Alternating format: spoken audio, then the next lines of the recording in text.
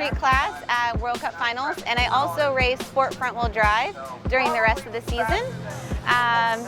My personal best that I've done so far was actually last month. I ran an 8:07.1 at 187 miles per hour.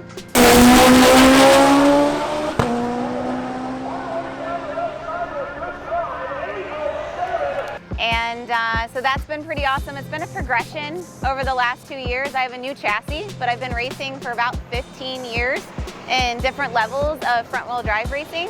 And 2 years ago, we got this chassis, and we've been fine-tuning it over the years and really kind of figuring it out. So I'm really happy with how fast we've been able to go. And we also run a little bit smaller turbo than what most guys do in the sport front-wheel drive racing. We run the 6785 from Precision, and it's a great horsepower turbo, lights up quickly, but we'll go and swing against those 7285 guys, and we have the chassis that works, so we can make it run low eights.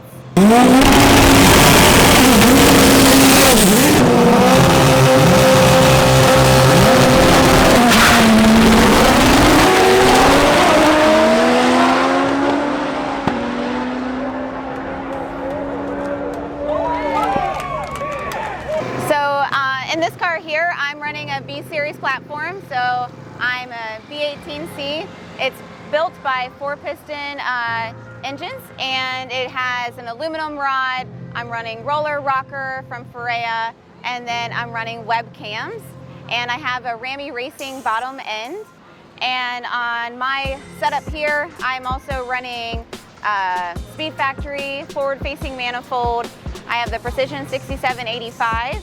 And then we have Motec that is controlling everything in the car. And that Motec is actually tuned by Demon Motorsports. And then I'm running a PPG gear set with the Drive Shaft Shop axles, the Pro levels, which are awesome. We've thrown a ton of power at those bad boys. And then also I'm on the B-Lac wheel setup.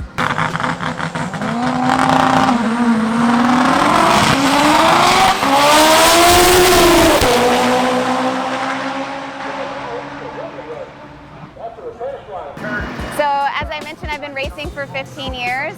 I started out with just a stock chassis Civic, and it was bone stock, put a GSR motor in it, and then shortly after that put like a Peak Boost turbo kit. So if you guys know that, that's really old. Small turbo, made like 300 horsepower, was my street car that I would just drive around.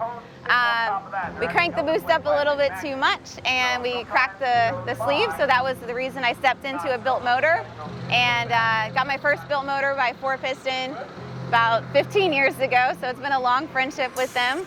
Made about 450 to 500, and raced it in like import face-off events, and I would be like 11-second car, so really kind of figuring out how to race.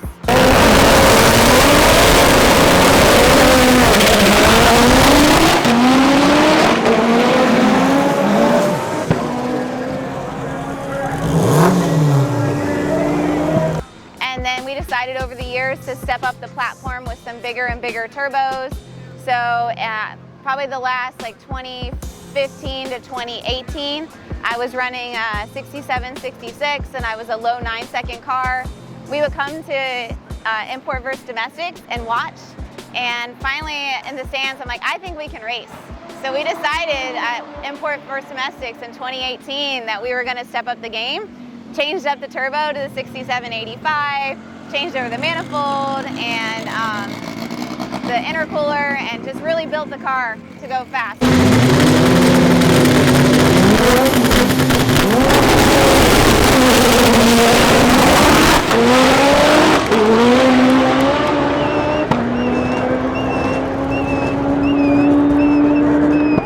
So we brought our street car in 2019 to come here, ran our personal best of an 8:49 and went 3 rounds. And I had made a promise to my husband that if we broke cage cert, we were gonna go over the deep end and take a street car and make it into a dedicated race car.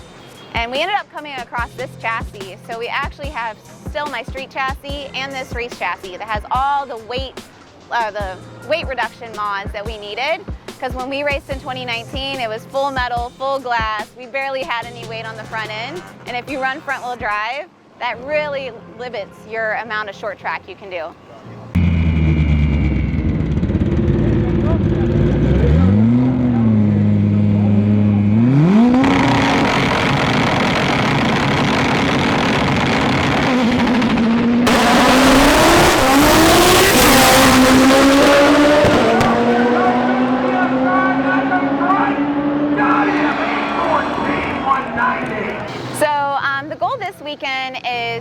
tickling on the low 8.0s we've had 2 passes at 8.0s. So our goal is to run 7s on a 6785 with no additional power adders.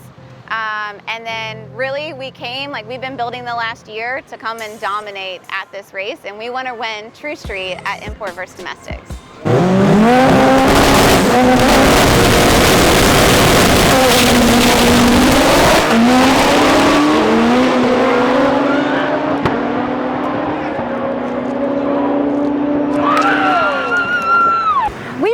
On that. Everyone asks why we continue to run the smaller turbo in the sport front-wheel drive class.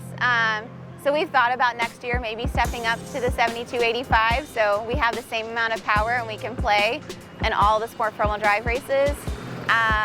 So it's been something we've been thinking about. We'll wait and see how this weekend goes.